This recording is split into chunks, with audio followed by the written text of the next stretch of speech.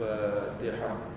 أعوذ بالله من الشيطان الرجيم. بسم الله الرحمن الرحيم.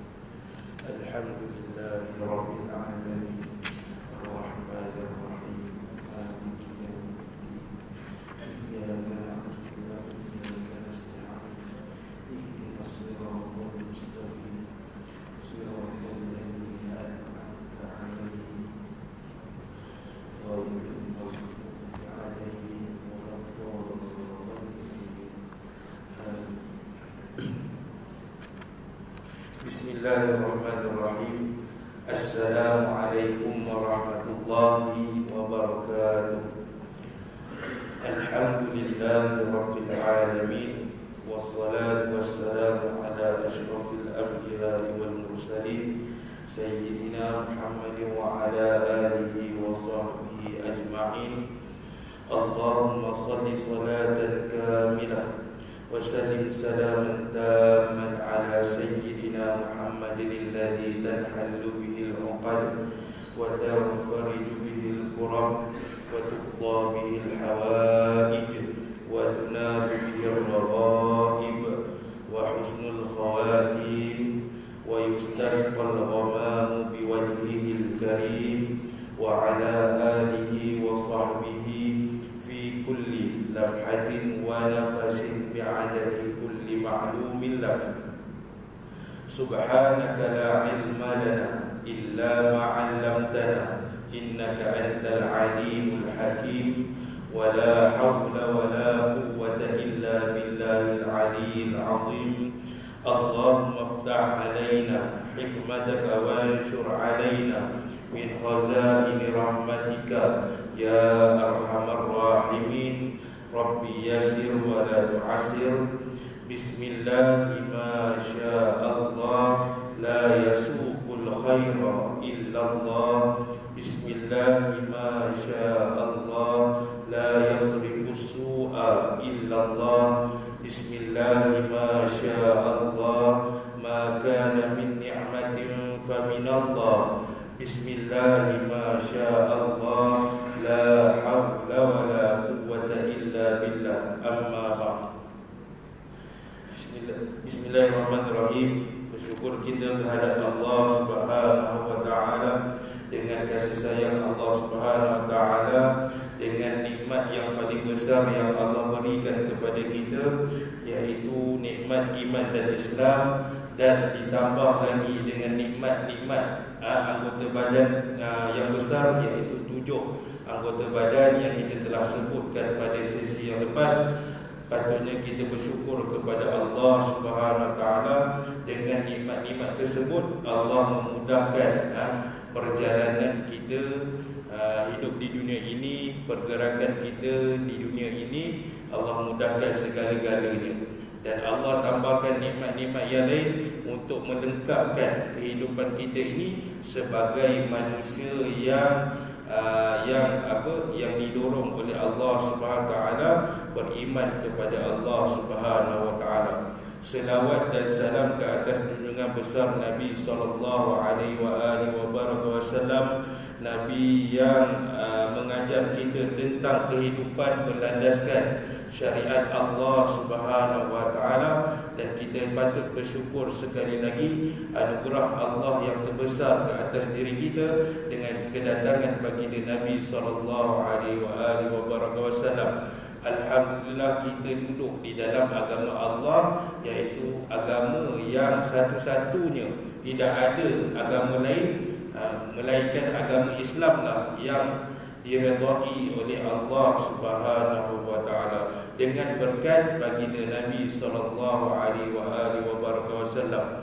Tuan-tuan imam, tuan-tuan bilal, tuan-tuan guru, para ustaz, ustazah, hadirin, hadirat yang dirahmati oleh Allah sekalian. Insya-Allah pada kali ini kita akan masuk pada tajuk pada fasal yang pertama. Pada tajuk yang pertama, iaitu fasal yang pertama pada menyatakan mata. Jadi sebelum tu kita baca dulu apa yang dikarang oleh Al-Alim Al-Alamah Syekh Abdul Qadir bin Abdul Muttalib Al-Indusi Al-Mandili.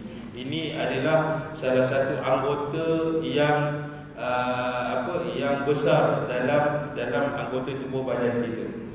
Qala al-muallifu rahimahullah, berkatalah Syekh Abdul Qadir Al-Mandili dalam kitabnya Penawar Bagi Hati, ketahui olehmu bahwasanya mata engkau itu menjadikan dia oleh Allah Ta'ala bagi engkau kerana beberapa faedah yang bangsa akhirat dan bangsa dunia. Tuan-tuan jangan terkejut, ini bahasa lama. Bangsa akhirat, bangsa dunia ni apa dia? Untuk negeri akhirat dan di dunia. Tapi dalam kitab ini Syekh Abdul Qadir Al-Mandili dia mendahului bangsa akhirat, barulah bangsa dunia, iaitu kelebihan di akhirat, kelebihan di dunia. Apa kelebihan Allah jadikan mata kepada diri kita? Kelebihan di dunia ada, kelebihan di akhirat nanti pun ada. Apa kelebihannya? Tapi dan di dalam kitab ini Syekh Abdul Qadir mendahulukan kelebihan di akhirat. Sebab apa? Mereka ini, para ulama ini, salah satunya mereka ni ada sifat tawaduk. Mereka buat kerja apa semua, mereka menginginkan kebahagiaan di akhirat. Ini sifat tawaduk para alim ulama kita, yang mana apabila mereka menulis, apabila mereka membuat satu perkara, apabila mereka melakukan pekerjaan mereka, tidak ada benda lain yang mereka mengharapkan melainkan kebahagiaan di akhirat. Kebahagiaan dunia mereka dah rasa banyak dah. Para alim alim alamah ni, para ulama kita ni, mereka ni dah menikmati dunia ni secara tak nampak, tak dikesan oleh orang awam. Kita tak nampak, kita nampak para ulama kita ni, kita terlihat pakai jubah, lepas tu lilit serban kita tengok macam dah lusuh, baju dah lusuh. Sebenarnya itulah nikmat dunia yang mereka katakan inilah nikmat dunia yang sementara. Mereka tak nak lebih-lebih, dan padahal mereka ni lebih banyak duit daripada kita. Tapi mereka tidak tunduk kerana apa? Mereka tak nak. Bila mereka tunduk kelebihan di dunia ini, takut mereka lupa. Jadi tawaduknya mereka ni, mereka menyimpan semua kelebihan-kelebihan itu, nikmat-nikmat yang ada di dunia ni, mereka nak di akhirat nanti. Jadi mereka ni mempunyai sifat tawaduk, rendah diri, takut kepada Allah Subhanahu wa taala. Sebab itu Syekh Abdul Qadir Al-Mandili dia mendahulukan bahawa bangsa akhirat dan bangsa dunia. Kenapa Allah ciptakan satu tempat, iaitu di akhirat nanti, iaitu kawasan yang kita akan berhimpun, yang akan dihitung oleh Allah SWT adalah di kawasan akhirat. Kerana apa? Inilah sifat adilnya Allah SWT. Allah mencipta di dunia ni ada orang baik, ada orang jahat. Lalu Allah cipta pula ada pahala, ada dosa. Lepas ada pahala, ada dosa, Allah cipta pula tempat yang kekal abadi dengan izin Allah Ta'ala, iaitu syurga dan neraka. Sebab kata ulama, ini bukanlah menunjukkan Allah ini zalim, bukan menunjukkan Allah ini tidak berdendam dengan hamba-hambanya, na'udzubillah min zalik. Tetapi ini menunjukkan kekuasaan Allah satu, dan menunjukkan keadilan Allah Subhanahu wa taala. Memang patut pun kita sebagai seorang pekerja kepada bos kita, kalau kita tak buat kerja, memang patut pun kita ditegur oleh bos kita. Memang patut pun diturunkan pangkat kita yang asal. Kerana apa? Kerana sifat kita, perbuatan kita yang tidak menyenangkan bos kita. Itu antara manusia. Apatah lagi Al-Khaliq, iaitu yang maha mencipta kita, yang maha memberi nikmat-nikmat segala-galanya kepada kita, yang meminjamkan anugerah-anugerah yang ada pada tubuh badan kita ni, iaitu Allah Subhanahu wa taala. Apatah lagi Allah Subhanahu wa taala. Ini menunjukkan keadilan Allah Subhanahu wa taala. Memang patut pun orang yang membuat jahat akan diazab oleh Allah Ta'ala sekiranya di dunia lagi dia tidak bertaubat kepada Allah Subhanahu wa taala. Jadi Allah bagi tak, sebelum Allah nak azab seseorang tu, Allah bagi tak amaran-amaran, larangan-larangan, pengajaran-pengajaran dalam Al-Quran? Allah dah sebut. manusia yang tak nak selak Al-Quran itu dan memahami Al-Quran dengan cara yang betul, maka dia melanggar terus syariat-syariat Allah, maka dia tidak indahkan apa yang Allah larang, apa yang Allah tegur, apa yang Allah tak bagi kita buat, maka dia langgar terus. Maka memang patutlah sekiranya seseorang itu tidak bertaubat kepada Allah SWT, memang patut Allah mengazab seseorang itu. Itu pun sekiranya kalau di akhirat ada prihatinnya Allah SWT, dengan izin Allah Ta'ala, dengan berkat Nabi SAW, Nabi pernah menyebut, barang siapa yang banyak berselawat ke atasku, maka orang yang berselawat itu, dia di dunia dulu melakukan dosa-dosa besar, dia juga layak di akhirat nanti mendapat syafaat itu. Bila dapat syafaat Nabi SAW, Allah akan bantu umat Nabi Muhammad ini daripada asalnya untuk masuk ke dalam neraka, Allah akan masukkan di dalam syurga dengan izin Allah SWT. Kita tak tahu. Semua itu dalam mana? Dalam ilmu Allah Subhanahu wa ta'ala. Maka Allah cipta dunia ini yang dikatakan oleh Syekh Abdul Qadir Al-Mandini ini, di dunia ini tempat kita bertaubat, tempat kita buat baik, tempat kita himpun bekalan-bekalan kita, berguni-guni supaya kita boleh bawa ke akhirat nanti, supaya kita mendapat kesenangan di akhirat nanti. Maka sebab itu adilnya Allah Ta'ala, Allah cipta dunia. Sebab apa? Allah nak tengok keupayaan kita, kesungguhan kita, istiqamahnya kita ini dalam melakukan kebaikan. Dalam masa yang sama, Allah menciptakan dunia ini sebagai tujuan apa? Tujuan bagi orang yang melakukan dosa untuk bertaubat kepada Allah Subhanahu wa ta'ala. Jadi peluang kita hidup ni tuan-tuan, kita ni bila kita berumur, maka peluang kita hidup itu adalah Allah beri peluang kepada kita ni untuk bertaubat kepada Allah Subhanahu wa ta'ala. Selagi mana nyawa kita masih ada di dalam tubuh badan kita, selagi mana Allah tidak mengarahkan malaikat untuk mencabut nyawa sehingga ke kerongkong, maka selagi itulah pintu taubat Allah Ta'ala ini terbuka luas kepada seluruh hamba-hambanya, baik yang non-Muslim. Tiba-tiba bila dia nak meninggal dunia, dia nak mati, dia sempat mengucapkan 2 kalimah syahadah, maka dia bila dia mengucapkan 2 kalimah syahadah, dia meninggal dunia, maka golek-golek dia masuk ke dalam surga Allah yang kekal abadi. Apatah lagi kita yang dianugerahkan oleh Allah SWT, yang lahir daripada perut seorang ibu yang memang Muslim dan mukmin. Kita patut bersyukur tu. Maka ini anugerah Allah yang terbesar ke atas diri kita. Qala al-muallif rahimahullah, berkata lagi Syekh Abdul Qadir Al-Mandini dalam kitabnya, maka setengah daripada segala faedahnya yang bangsa akhirat, iaitu apa dia? Ni Syekh Abdul Qadir dia nak bagi tahu apa kelebihan Allah, ataupun apa dia kebaikan mata untuk negeri akhirat. Tapi kita baca dulu. Kita baca dulu. Iaitu kebaikan mata bila di akhirat nanti apa dia? Dia bawa, dia gunakan mata tersebut, kita gunakan mata kita ni untuk mengingatkan kita kepada Allah Ta'ala. Macam mana? Yang pertama kata Syekh Abdul Qadir Al-Mandini, iaitu yang mana mata ini akan membawa kebaikan kita di akhirat nanti. Apa dia? Yang pertama, memandang kepada langit, memandang kepada matahari, memandang kepada bulan dan bintang dan lainnya, supaya berdalil engkau dengan dia atas adanya Allah dan atas keesaannya Allah dan atas kuasanya yang maha agung.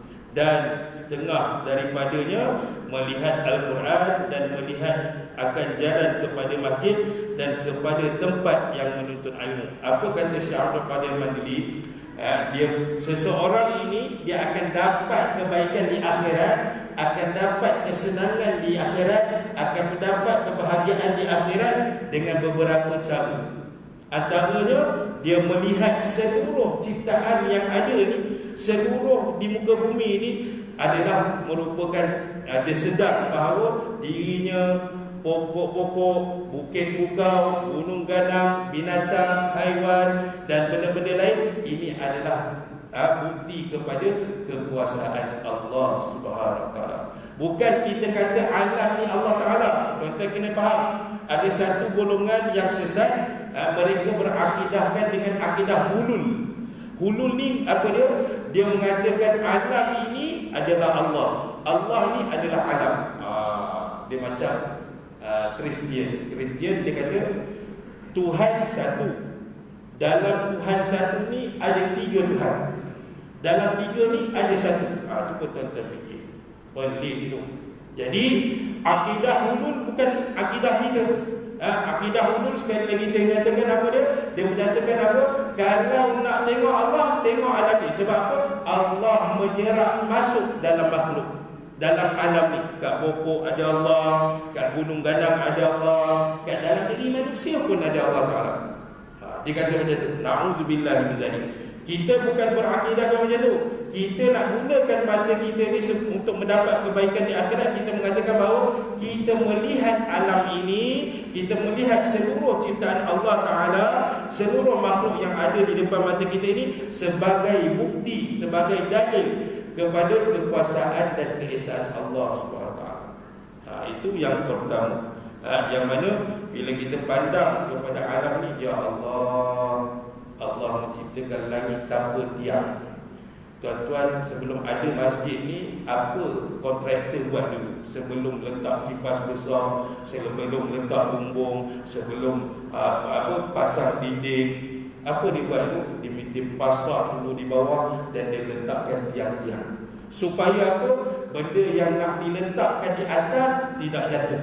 Tapi Allah Subhanahu Wa Taala menjadikan langit, menjadikan awan tanpa tiang dan tidak jatuh-jatuh, sehinggalah datang tempoh dia yang tertentu, iaitu hari kiamat, maka seluruh makhluk ciptaan Allah ni akan hancur. Tengok keesaan, apa kehebatan, kekuasaan Allah Subhanahu Wa Taala.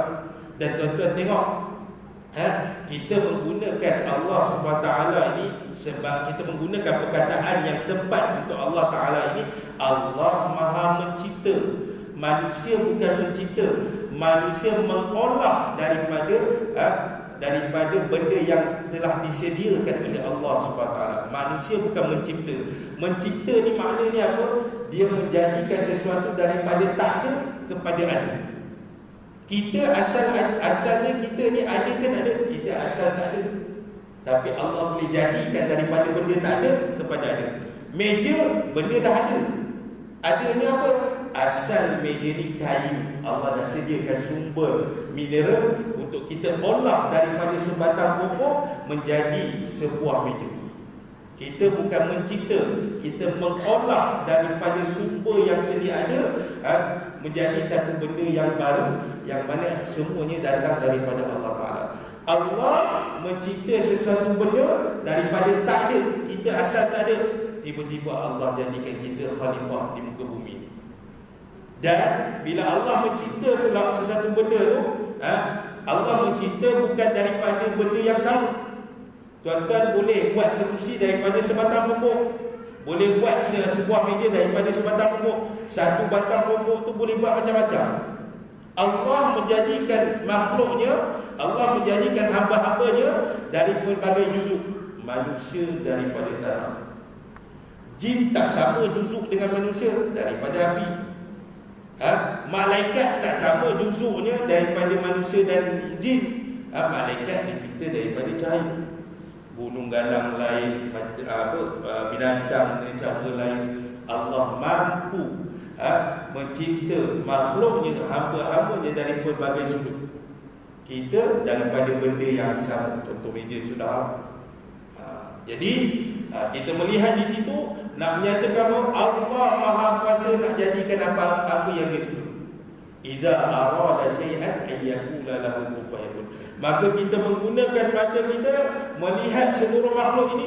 Oh ya Allah, kerdilnya aku di sisi Allah Subhanahu Wa Taala. Aku bila Allah tarik, bila aku demam, Allah tarikkan kesihatan aku ni, aku tak boleh buat aku. Kita lihat kekuasaan Allah Ta'ala tu dengan kesedaran kita. Ya Allah, aku sakit dulu, aku demam dulu teruk. sampai nyamuk dengan lalat hingga pun aku tak mampu nak angkat tangan. Bukan seteruk, aku diuji oleh Allah Ta'ala dengan demam panas yang teruk, sehingga nyamuk dan lalat hingga di badan pun aku tak mampu, tak larat untuk halang lalat dan nyamuk hingga di badan aku. Tengok kekuasaan Allah SWT. Bila satu Allah tarik nikmatnya, maka kita tak mampu buat apa-apa. Contoh, minta maaf kalau di dalam masjid ni ada yang Allah ciptanya dalam keadaan sebelah mata tak ada ke, ataupun buta ke apa. Contoh, kita Allah tarik nikmat pandangan kita. Allah jadikan mata kita sebelah je boleh nampak. Kita orang yang ada sebelah mata, dia tak sama cara bawa kereta macam orang yang celik dua-dua mata.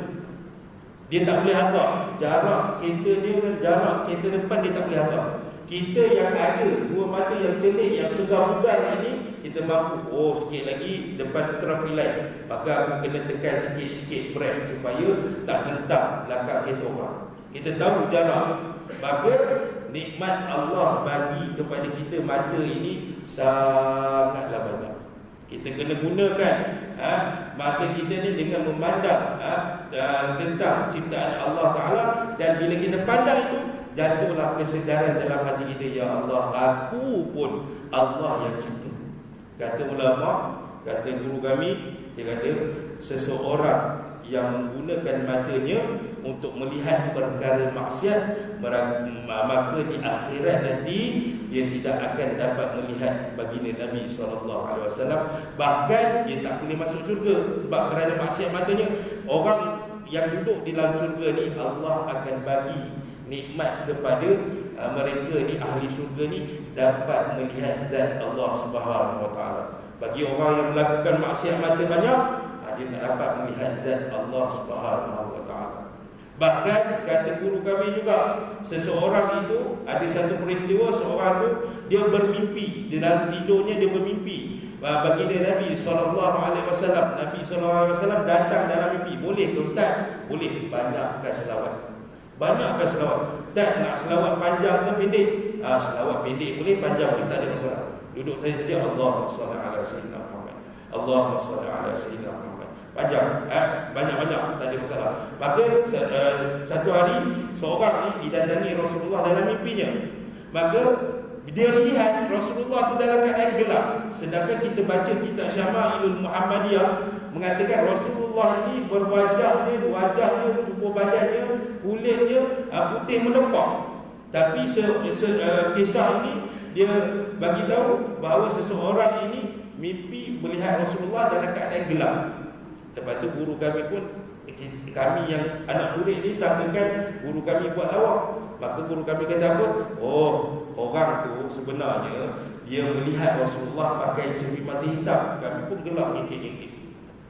Lepas tu bila gelap-gelap, barulah guru kami dia cantas gelap kami tu. Dia kata apa? Sesungguhnya orang yang memandang Rasulullah SAW ini dalam keadaan gelap bukanlah kerana dia memakai cermin mata hitam, tetapi matanya banyak buat maksiat.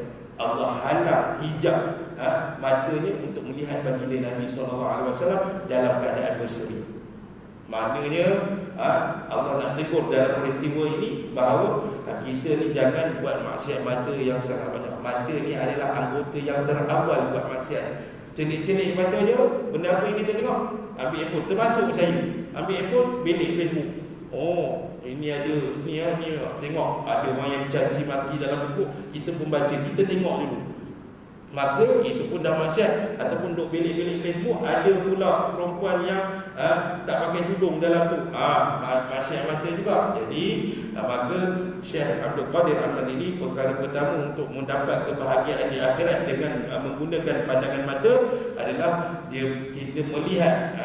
Syekh Abdul Qadir mengajak kita supaya melihat semua ciptaan Allah Ta'ala ini di bawah pentadbiran Allah Subhanahu Wa Ta'ala. Dalil yang paling jelas dalam surah Al-Fatihah ayat yang kedua, Alhamdulillahi Rabbil Alamin. Allah puji diri sendiri, Allah puji diri zatnya sendiri, bahawa segala puji bagi Allah, Tuhan yang mentadbir alam ini. Bukan alam saja, ayat yang dalam surah Al-Fatihah juga disebut maliki yaumiddin, penguasa bagi hari pembalasan. Bukan di dunia saja Allah kawal, tetapi di negeri akhirat juga Allah mampu untuk mengawal ke seluruh umat manusia. Subhanallah, kita ni kerdil, dia tak tahu dah. Ilmu pun kita pinjam ilmu Allah Subhanahu wa taala. Berkata lagi Syekh Abdul Qadir Al-Mandiri, dia kata untuk mendapat kebaikan di akhirat lagi, yang keduanya adalah dia kata iaitu dengan melihat dengan setengah daripada dia melihat Al-Quran. Tapi janganlah teruk sangat tuan-tuan. Saya ada Al-Quran di rumah Ustaz. Kalau saya tengok je Al-Quran tak boleh baca, boleh ke? Dapat pahala tuan-tuan, tengok je sampai berambut Al-Quran dalam almari tu, memang dapat pahala. Tapi lebih baik tuan-tuan ambil Al-Quran, selak Al-Quran dan baca Al-Quran. Setiap huruf yang kita lafazkan bukanlah perkataan. Setiap huruf yang kita sebut daripada kalimah Al-Quran, satu huruf dapat pahala. Tuan-tuan, kita tengok Al-Quran dan dapat pahala dah. Sebab apa? Ini mukjizat Allah SWT ke atas Nabi. Apa makna mukjizat? Mukjizat ni Allah memotong terus, Allah mencatat terus segala benda-benda yang syirik yang terjadi ketika itu. Maka ini menjadi dalil kuat, ini menjadi pegangan bagi umat Islam dan orang mukmin. Al-Quran ini dia menolak seluruh benda-benda yang syirik kepada Allah Subhanahu wa taala. Al-Quran ni tuan-tuan, Allah sebut dalam Al-Quran, Allah cabar kaum musyrikin Mekah, tolong datangkan kepada aku dengan perantaraan Jibril sampaikan kepada Rasulullah cabar kepada kaum musyrikin, hai orang musyrikin, tolong datangkan kepada aku 10 syair, 10 orang pensyair yang hebat dalam negara Arab Mekah ini. Tolong cipta satu surah yang sama gaya bahasanya, sama tata bahasanya seperti mana Al-Quran. Seorang pun daripada 10 pensyair Arab jahiliah tidak mampu menandingi gaya bahasa Al-Quran. Ini Allah sebut dalam Al-Quran. Saya tak ingat ayat itu, tapi saya nyatakan bahawa Allah mencabar kaum musyrikin Mekah, bahawa mereka ni dah sangkakan kaum musyrikin Mekah ni dia suka mengarang syair-syair pujian memuji berhala mereka. Kalau ada seorang pemimpin yang hebat daripada kalangan Arab jahiliah, mereka akan karang syair memuji, mengangkat-angkat pemimpin Arab jahiliah ketika itu. Maka Allah cabar kepada kaum musyrikin Mekah, wahai kaum musyrikin Mekah, tolong bawakan kepada Rasulullah ni 10 orang pensyair yang hebat. Dan tolong tulis satu je surah yang sama gaya bahasanya dengan Al-Quran. Seorang pun tidak mampu untuk menandingi gaya bahasa Al-Quran. Maknanya kalau kita tidak melihat Al-Quran ini dengan pandangan macam mana, dengan pandangan inilah kekuasaan Allah Ta'ala, ini sangat rugi tuan-tuan. Sebab itu kita ada anak, kita bagi anak-anak kita ni latih dengan bacaan Al-Quran. Di rumah saya tu, saya mewarisi daripada mak saya. Pada mulanya saya menganggap, saya pindah taman baru, saya menganggap macam mana aku nak bagi taman ni berkat. Dengan saya mencadangkan kepada isteri, saya cakap jom kita buka kelas Al-Quran. Sekurang-kurangnya kita ni, termasuk saya ni, kadang-kadang malas baca Quran tuan-tuan. Malas nak tengok Quran pun malas. Sedangkan Syekh Abdul Qadir kata sekurang-kurangnya tengok Al-Quran. Ini Al-Quran tu dalam hari, termasuk saya. Tapi macam mana kita nak buat inisiatif supaya kita ni tiap-tiap hari baca Quran? Saya buka kelas Al-Quran. Maka anak-anak di sekitar taman tu datang ke rumah, dia pun baca, Ustaz, tadi kat sekolah saya baca muka surat ni. Maka kita pun buka. Kita pun secara tak langsung, kita sekali akan tengok ayat Al-Quran yang dibaca oleh anak murid kita. Itu caranya. Nak mengharapkan seorang-seorang, terus terang saya nyatakan, diri saya pun kadang-kadang nak dapat sehelai untuk baca Al-Quran pun payah. Ini terus terang cakap, manusia biasa ni. Jadi sekurang-kurangnya kita dapat melihat satu muka daripada ayat Al-Quran pun jadilah tuan-tuan. Supaya mata kita ni bila di akhirat nanti dia bercakap dengan Allah Ta'ala, ya Allah, dulu tuan aku Farid ni, dia gunakan mata dia untuk melihat benda-benda baik. Dia melihat kebesaran-Mu ya Allah, dengan dia melihat ciptaan Engkau ya Allah. Dan kedua, dia sentiasa memandang kepada ayat Al-Quran. Mata kiri pun sahut, ya Allah, betul apa yang dikatakan oleh mata kanan. Subhanallah, menjadi saksi kepada Allah Subhanahu wa ta'ala.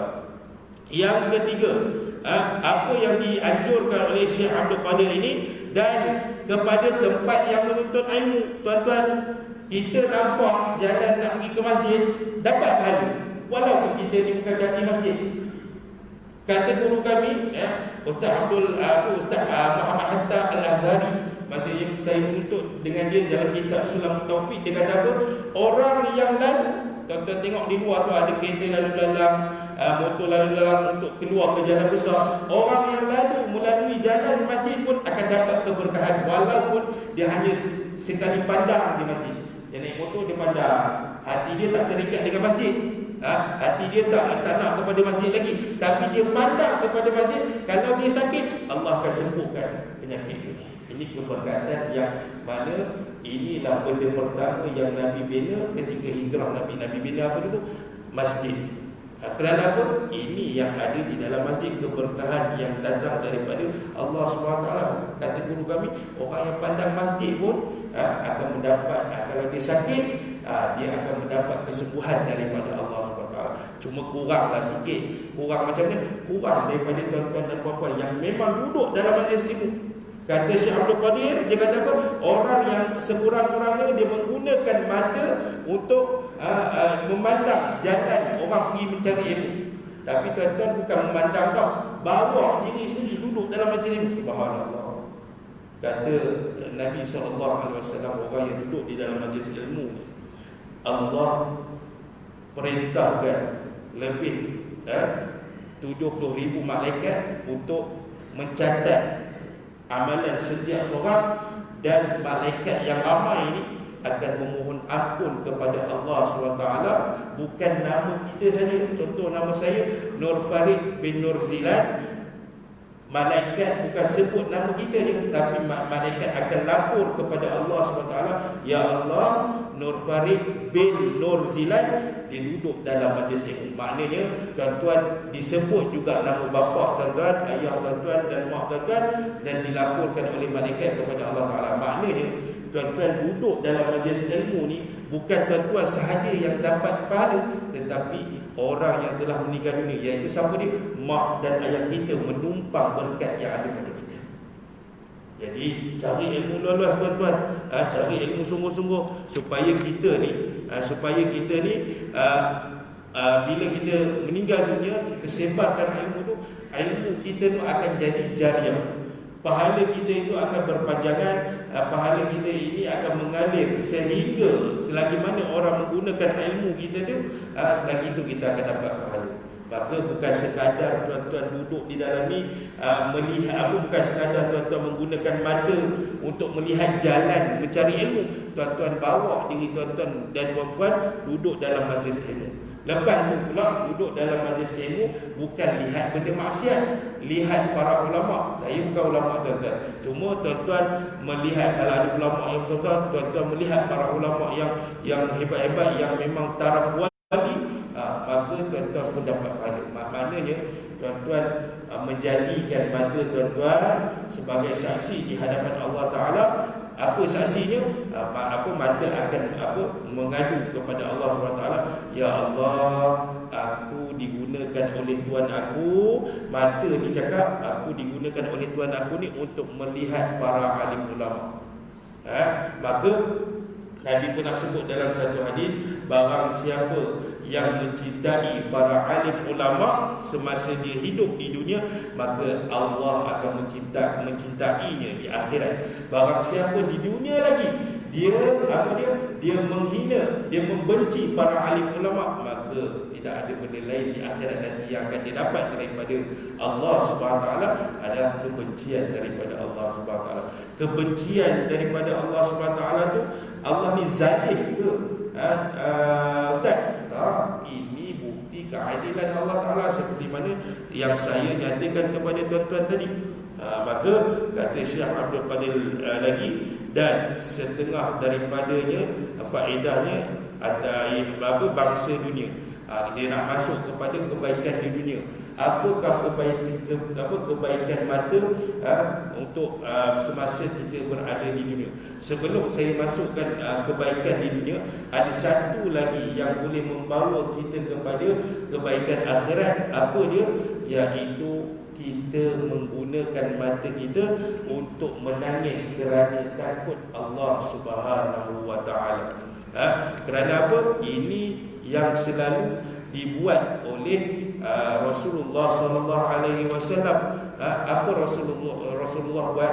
Rasulullah tiap-tiap malam Rasulullah akan membaca satu doa yang mana minta kepada Allah Subhanahu wa taala supaya Allah mengalirkan mata air baginda ni kerana takut kepada Allah Subhanahu wa taala. Maknanya kita bangun malam, kita berintih kepada Allah Ta'ala, kita menangis kepada Allah SWT. Kerana apa? Bukan kerana kehilangan handphone, bukan kerana kehilangan barang-barang yang kita sayang di dunia ni, tetapi kerana apa? Kita minta supaya Allah alirkan air mata kita ni kerana takut dengan azab Allah SWT. Apa doa dia tuan-tuan?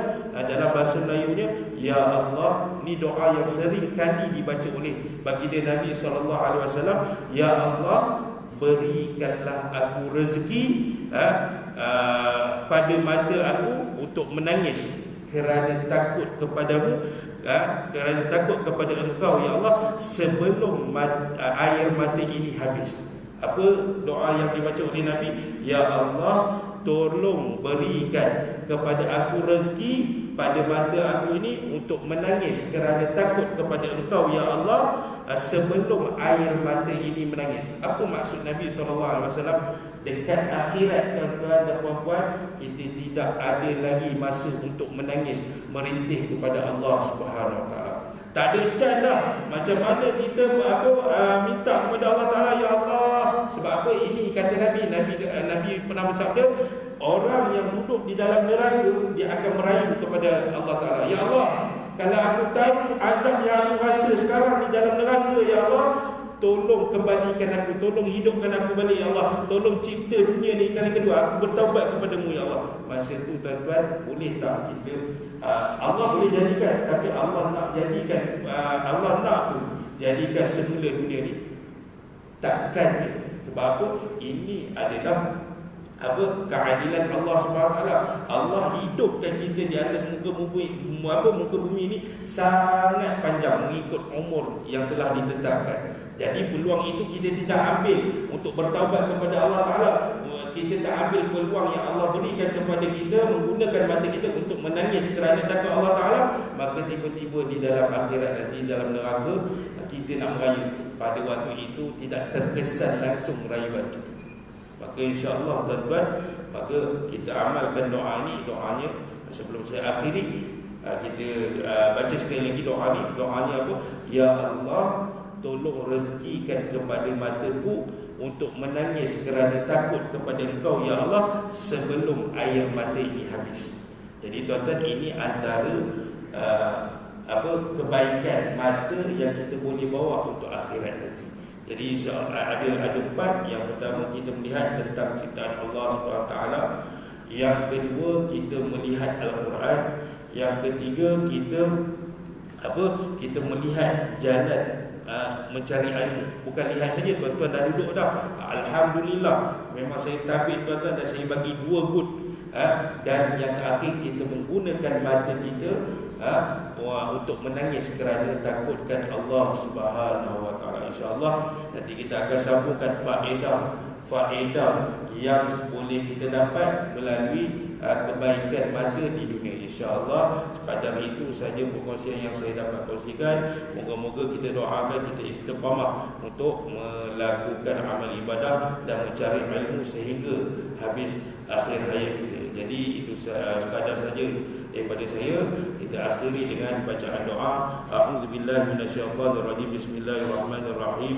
Rabbana la tuzigh qulubana ba'da idh hadaytana wa hab lana min ladunka rahmah innaka antal wahhab. Rabbana atina fid dunya hasanah wa fil akhirati hasanah wa qina adzabannar. Sallallahu ala sayyidina Muhammad wa ala alihi washabbihi wasallam tasliman katsira walhamdulillahi rabbil alamin.